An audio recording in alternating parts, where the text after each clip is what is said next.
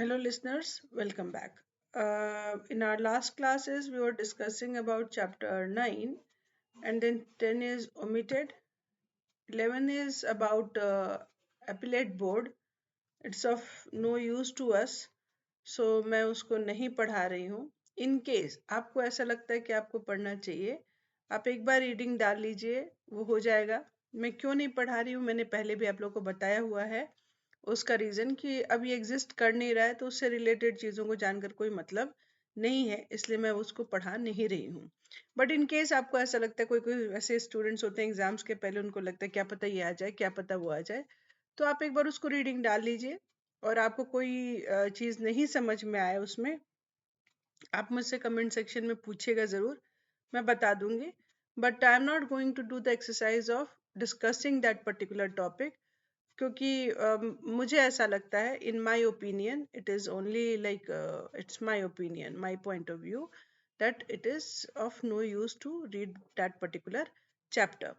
पर जैसे मैंने कहा कि अगर आपको ऐसा लगता है कि पढ़ने के बाद कुछ चीज़ समझ नहीं आई और आप पढ़ना चाहते हैं, तो आप मुझसे कमेंट सेक्शन में पूछिएगा, मैं आपको आंसर ज़रूर कर दूंगी. सो चैप्टर 12 स्टार्ट करते हैं हम लोग. It's a long chapter. I think there are 20 sections in it. तो आज हम लोग 9 सेक्शंस तक करेंगे और उसके बाद हम लोग नेक्स्ट सेक्शंस में नेक्स्ट क्लास में करेंगे. ये ऑफेंसेस, पेनल्टीज और प्रोसीजर से रिलेटेड है. ये फॉर अ ट्रेडमार्क एजेंट और रैदर ट्रेडमार्क अटॉर्नी ये एक इम्पॉर्टेंट सेक्शन है. उसके अलावा एग्जाम पर्पज से भी ये एक इम्पॉर्टेंट चैप्टर है, तो इसको थोड़ा समझ लीजिएगा आप. बहुत हार्ड नहीं है, इट्स नॉट वेरी डिफिकल्ट और ट्विस्टेड, सिंपल है बट इम्पॉर्टेंट है. तो 101 से स्टार्ट करते हैं. बेसिकली इसमें हमें ये समझना पड़ता है कि पहले ये समझ रहे हैं हम लोग कि क्योंकि इसमें ऑफेंसेस बताना है कि क्या ऑफेंस होगा, like from the trademark act purpose ये ऑफेंस क्या होगा, और जब ऑफेंस होगा तो पेनल्टी क्या होगी, और पेनल्टी जब होगी तो उसको पेनल्टी प्रोसीजर क्या होगा. तो ऑफेंसेस समझने से पहले हम लोग को ये समझना पड़ेगा कि भाई तुमको जो राइट मिली है उन राइट का तुम यूज कैसे करने वाले हो, यानी किस तरह से तुमको यूज करने के लिए वो राइट मिली है. तो इसलिए वो पहला पार्ट है. 101 जो है वो कहता है कि ट्रेड मार्क्स या ट्रेड डिस्क्रिप्शन को कहाँ अप्लाई करना है. जो आपको मिल रहा है वो मार्क आपको कहाँ अप्लाई करने के लिए वो मिल रहा है. तो सबसे पहला तो ऑब्वियस है कि आपका जो गुड्स है उसके ऊपर आप अप्लाई करेंगे, या फिर क्योंकि सर्विसेज कोई सामान तो है नहीं, तो सर्विसेज रिलेटेड कोई भी चीज आप जो यूज कर रहे हैं उसमें आप कर सकते हैं. ठीक है. उसके बाद कोई पैकेजिंग आप कर रहे हैं अपना गुड्स बेचने के लिए, तो उस पैकेजिंग पे आप करेंगे. उसके अलावा मान लीजिए आपका कोई गोडाउन है, कोई ऑफिस है, कोई एक सेंटर है, कोई एक प्लेस, इनक्लोज स्पेस है, वहां पे आप कर सकते हैं. मे बी उस इनक्लोज स्पेस में आप सामान रख रहे हैं तो उस पर आप कर सकते हैं, या फिर आप कहीं पे सामान वो बेचने के लिए लगाए हुए हैं एक तरह से उसको सजावट में, वहां आप कर सकते हैं. तो आपके पैकेजिंग में आप कर सकते हैं, मैन्युफैक्चरिंग यूनिट में आप कर सकते हैं.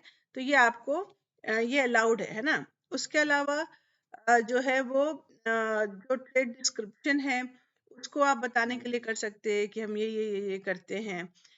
इसके अलावा ई कह रहा है जैसे कहीं साइन दे रहे हो, एडवर्टीजमेंट कर रहे हो, invoice, catalogue, business data, business paper, price list, commercial documents, goods, कोई भी चीज में, या फिर आप किसी को आप मान लीजिए कोई प्रपोजल दे रहे हैं कि ये मैं आपको आपके लिए सर्विसेज करूंगा, उस प्रपोजल के जो डॉक्यूमेंट्स हैं उसमें आप डाल सकते हैं.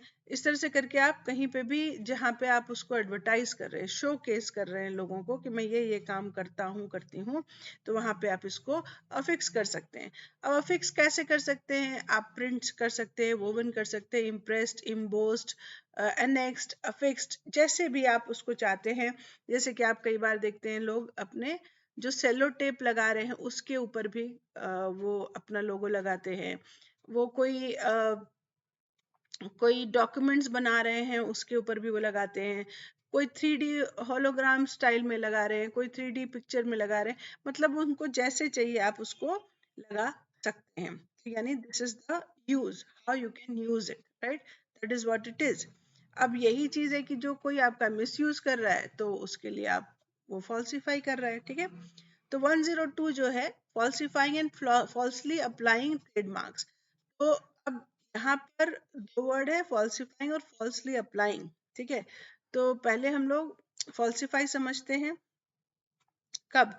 जब हम उससे परमिशन नहीं लिए और उसके ट्रेडमार्क को हम यूज कर रहे हैं, इस तरह से यूज कर रहे हैं कि लोगों को, जो कंज्यूमर हैं, उनको ऐसा लग रहा है कि उसका ये मार्क है, मेरा नहीं है, मतलब उसका प्रोडक्ट है जो हम वो खरीद रहा है, ना कि मेरा। ठीक है, उसके अलावा फॉल्सिफाइज एनी जेन्युइन ट्रेडमार्क, या तो उसको ऑल्टर कर दिया, थोड़ा बहुत चेंजेस, मान लो बैकग्राउंड कलर चेंज कर दिया, कुछ उसमें एडिशन कर दिया, कुछ उसमें इरेज कर दिया, या फिर किसी तरह से भी वो जो मार्क है उसको वो थोड़ा बहुत चेंजेस करके उसको अप्लाई कर दिया। ठीक है, अब आता है फॉल्सली अप्लाई टू गुड्स और services a trademark who without the accent. ये तो बहुत जरूरी है, एसेंट लिया है तब तो ठीक है, पर अगर नहीं लिया है तो फिर क्या?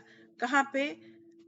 सच ट्रेडमार्क और a deceptively similar mark on the packaging of the goods. जैसे फॉर एग्जांपल मैं टाइड का वॉशिंग मशीन बेच रही हूँ, और टाइड का जैसे मान लो सर्फ एक्सेल, आप देखते होंगे कि एक अंदर 5-6 पैकेट आते हैं, कभी कभी 5 kg का ये पैकेट आता है, डब्बा आता है, और अंदर में वो लूज टाइप से एक पॉलिथीन में रहता है, और उसके ऊपर बहुत लोगोज नहीं रहते, बस वाइट पे थोड़े थोड़े लिखे रहते हैं, और उसके वो किसी और कंपनी का ले लिया, और ऊपर में जो डब्बा है उस पर मैंने पैकेजिंग में सिमिलर टाइप का मार्क यूज कर लिया, तो वो हो जाएगा आपका फॉल्सिफाइंग करना।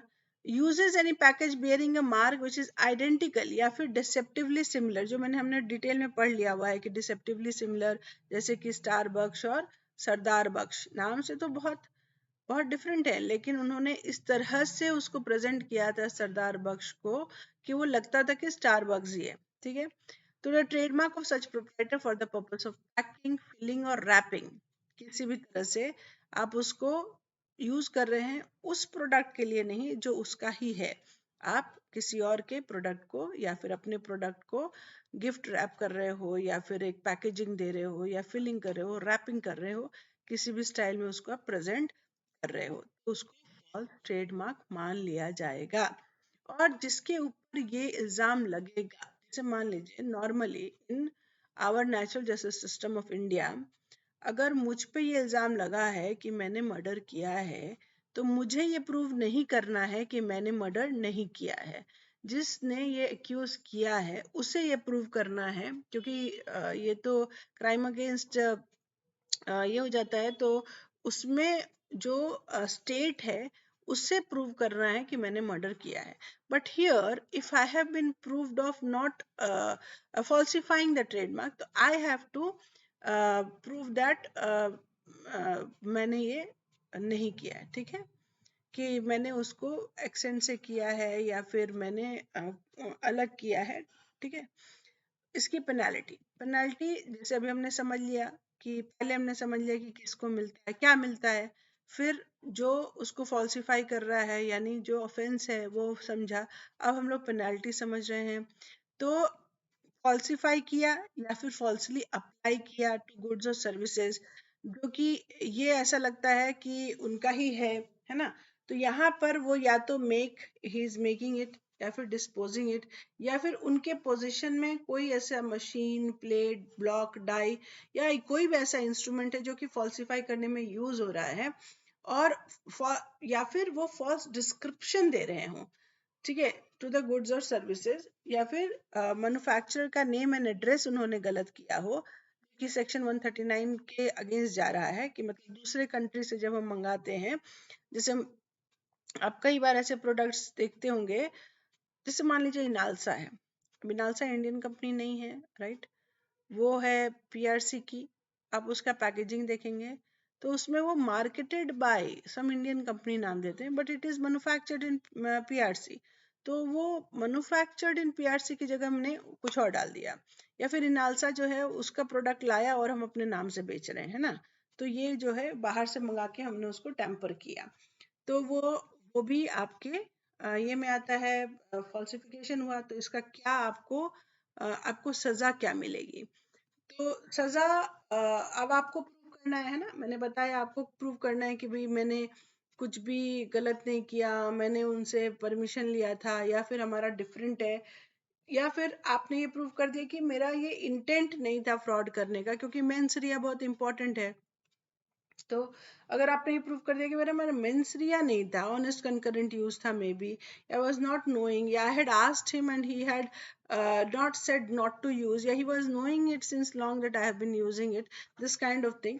तो ये अगर मैंने इंटेंट प्रूव कर दिया तो ठीक है, नहीं किया तो फिर मुझे 6 मंथ से लेकर 3 इयर्स तक का सजा मिलेगा, उसके साथ में मुझे फाइन 50,000 से लेके 2 लाख तक की मिलेगी।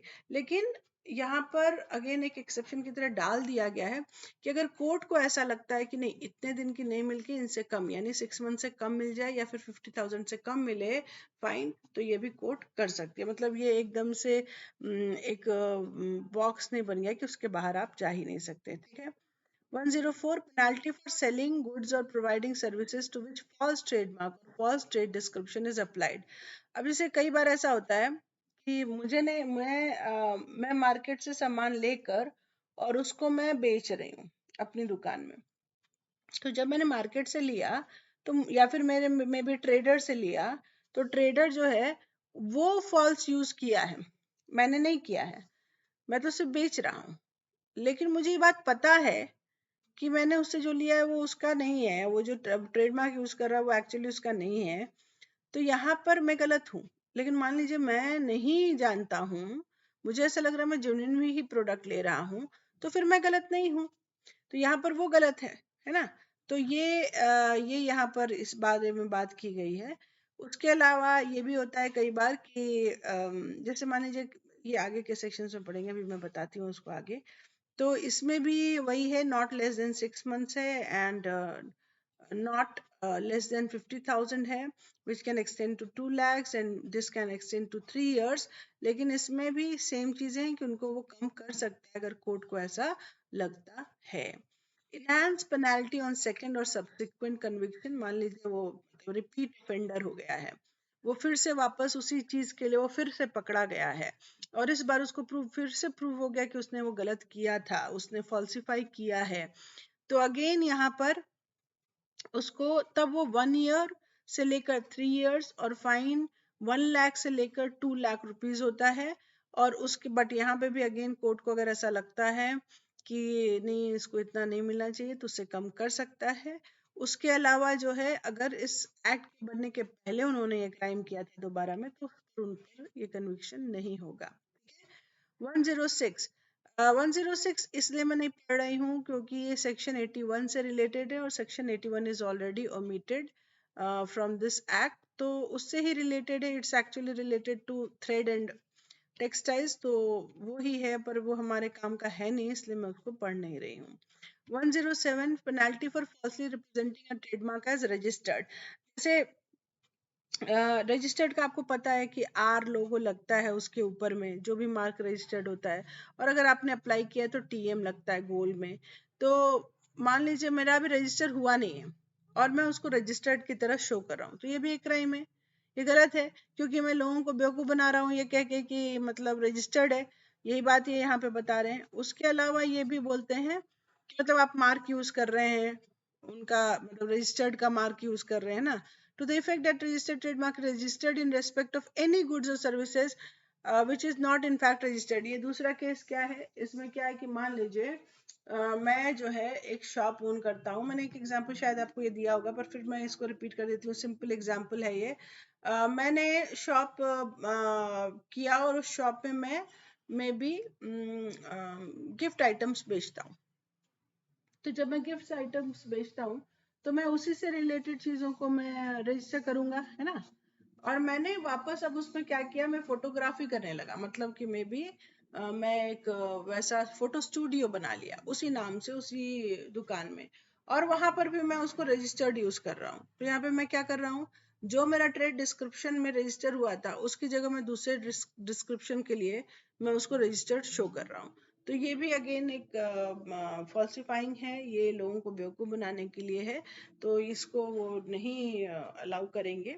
उसके अलावा 3 जो है वो ये actually related to this mark है, मान लीजिए वो यहाँ पर तो रजिस्टर करने के लिए देंगे नहीं कि सिंबल आर को आप रजिस्टर कर लीजिए, और मान लीजिए कहीं और उस तरह से वो रजिस्टर होता होगा और वो दूसरे कंट्री में, और वहां पे वो आके यहाँ पर उसको किया है ऐसा शो करके कि वो यहाँ का मतलब यहाँ पे मार्क है, मेरा ये रजिस्टर्ड मार्क है, तो उसको नहीं मानेंगे, बट मतलब यहाँ पर उसको ऑब्जेक्ट नहीं करेंगे वो, क्योंकि वो कहीं और कंट्री में हो रहा है। ठीक है।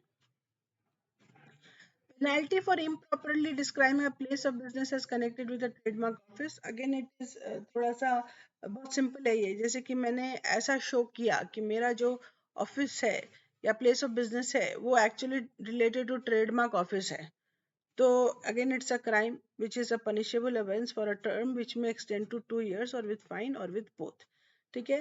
Penalty for falsification of entries in the register, जैसे मान लीजिए मेरा रजिस्टर हुआ नहीं है पर मैं शो कर रहा हूँ कि रजिस्टर हुआ है, और मैं उसके इम्पैक्ट के लिए शो करने के लिए मैं क्या कर रहा हूँ कि एक फॉल्स पेपर पे शो कर रहा हूँ कि पब्लिकेशन हो चुका है मेरा रजिस्टर में, क्योंकि ऑनलाइन मैंने बताया सब अवेलेबल है, तो मैंने उसका एक प्रिंट निकाला और उस पर मैंने थोड़े चेंजेस किए और उसको थोड़ा सा मॉर्फ किया और उसको मैंने ऐसे शो किया कि मेरा ट्रेडमार्क वहाँ के रजिस्टर्ड ऑफिस में रजिस्टर्ड है और उसके रजिस्टर में मेरा चढ़ा हुआ है, तो again it is a punishable offense for a term which may extend to 2 years or with a fine or with both. So I'll stop over here, और 110 से हम लोग कल के क्लास में स्टार्ट करेंगे।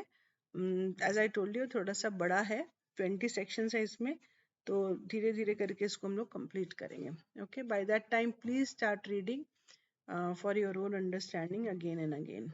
Okay, thank you so much.